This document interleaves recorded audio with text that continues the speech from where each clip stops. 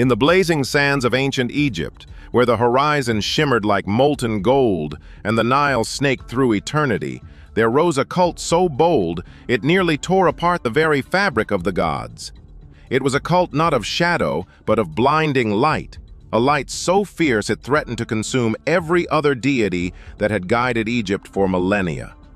This was the cult of Aton, the secret priesthood devoted to the sun disk, and to the heretic pharaoh who dared to challenge heaven itself, Akhenaten. For centuries, Egypt's divine order was stable, built on the countless temples of Amun, the hidden god of Thebes. His priests were powerful, his influence unmatched. They spoke to gods and kings alike, ruling not just in the temples, but in the hearts of the people. Yet power breeds arrogance, and arrogance breeds enemies. Then came a strange prince, Amenhotep IV, born into splendor but drawn toward solitude. He wandered the palace gardens alone, staring at the sun as if listening to something only he could hear. As a young man, he began to speak of visions, of a radiant disk in the sky that was not merely a god, but the very essence of divinity itself. Where others saw the sun as a symbol, he saw it as the source. A perfect circle of light that needed no form, no myth, no priests to interpret its will. That idea was dangerous. To worship the sun directly was to strip away the masks of Egypt's 1,000 gods, and to strip power from those who spoke in their name. When Amenhotep IV ascended the throne, he renamed himself Akhenaten, he who serves the Aton. And with that single gesture, the first tremors of religious revolution shook Egypt. The pharaoh began building temples unlike any seen before. Gone were the dark, incense-filled sanctuaries of Amun. In their place stood open-air courtyards, flooded with sunlight, with altars exposed to the sky. Walls were carved, not with jackal-headed gods or falcon-eyed kings, but with radiant suns, whose long, elegant rays ended in tiny human hands, the hands of Aton, reaching down to bless creation. In the 5th year of his reign, Akhenaten abandoned Thebes entirely. He built a new city on virgin desert land, Akhetaten, the horizon of the Aton, today known as Amarna. There, far from the old gods and their jealous priests, he created a shining new world. The city gleamed white under the desert sun. Golden tiles reflected the light of Aton from every rooftop. Musicians played hymns in the morning as the rays first touched the temples. And at dusk, prayers rose in waves of song as the glowing disk sank into the western hills. Yet beneath the perfection, something darker stirred. Publicly, Aton was a god of peace, a god of universal light who loved all creation equally. But within the inner sanctum of Akhetaten, another side of the cult took form. The priesthood of Aton was not open to all. It was a closed circle, sworn by blood and secrecy. These men, and a few women of royal lineage, were chosen not for their piety, but for their devotion to Akhenaten himself, who was regarded not as a king, but as the living embodiment of the sun. The cult's rituals were performed at dawn and dusk, times when the veil between worlds was believed to thin. They stood before the blazing altar, hands raised to the disk, chanting ancient invocations in tones meant to mimic the hum of creation. They believed the sunlight carried divine intelligence, that Aton was not merely fire and fusion, but consciousness itself, an infinite mind reaching through light. It was whispered that Akhenaten and his high priests could commune with this mind, that in trance and silence they received visions of cosmic truths forbidden to mortals. Those visions, they claimed, were written down on golden tablets and sealed in chambers beneath the city, encoded with symbols that mirrored the geometry of the sun's light. To the world above, they were worshippers of purity. But underground, in the secret chambers of Akhetaten, they pursued forbidden knowledge, the mechanics of the soul, the cycles of death and rebirth, the mathematics of light.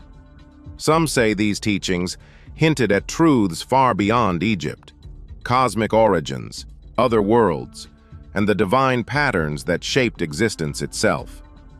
It did not take long for the old priesthoods to strike back.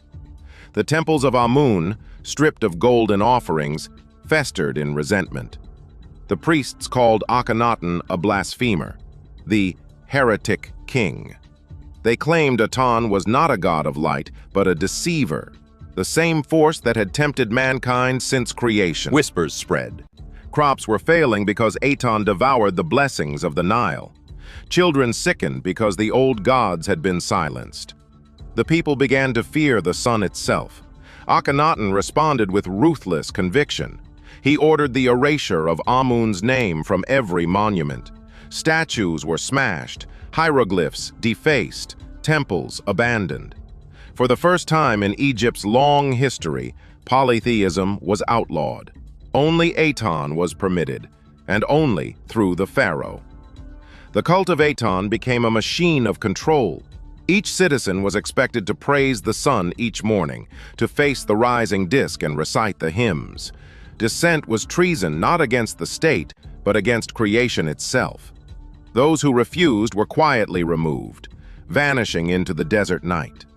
As the years passed, Akhenaten's world grew more fragile. His beautiful queen, Nefertiti, vanished from the records. Famine struck. Foreign enemies tested the weakened empire.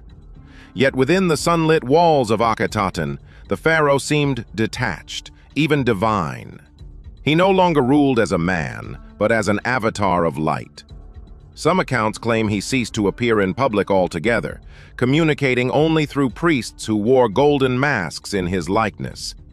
In the final years, the cult of Aton turned inward, obsessed with transcendence. The priests claimed Akhenaten had begun to merge with Aton, that his flesh could no longer bear mortal form. At sunset, they said, his face glowed with fire and his shadow disappeared. Then suddenly, the light went out. Akhenaten died, or ascended as his followers believed. Without him, the cult collapsed. The city of Akhenaten was abandoned to sand and silence. The priests fled or were executed. The old gods returned with vengeance. Temples of Amun reopened, and the boy king Tutankhamun restored the ancient order. Akhenaten's name was struck from history, his memory cursed. Yet legends persisted. Some said that not all of the cult of Aton perished. A few priests escaped into the desert, carrying their secret scrolls and golden tablets.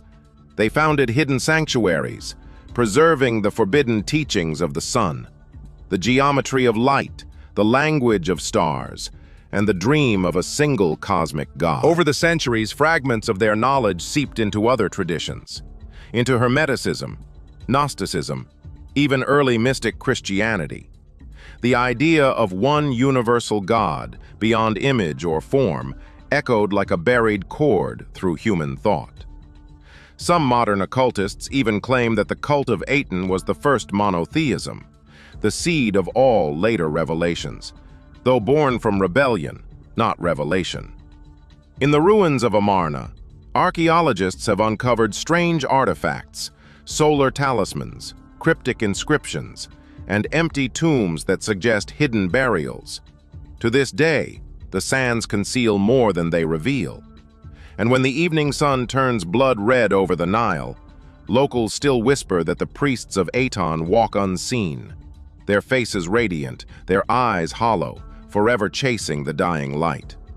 The cult of Aton may have vanished, but its story is not just history. It's a warning. It tells of a light so pure it burned everything it touched. It shows how the pursuit of divine truth can become tyranny, how illumination can cast the deepest shadows. For in the end, Aton's light was not evil or good, it was absolute. And absolute light, like absolute darkness, blinds the eyes and consumes the soul. The temples may have crumbled, but the dream of Akhenaten endures. The dream of unity, of oneness, of a God that needs no face. Somewhere in the endless desert, beneath the silent dunes of Amarna, the last rays of the Aton still glow. A golden secret waiting to be reborn.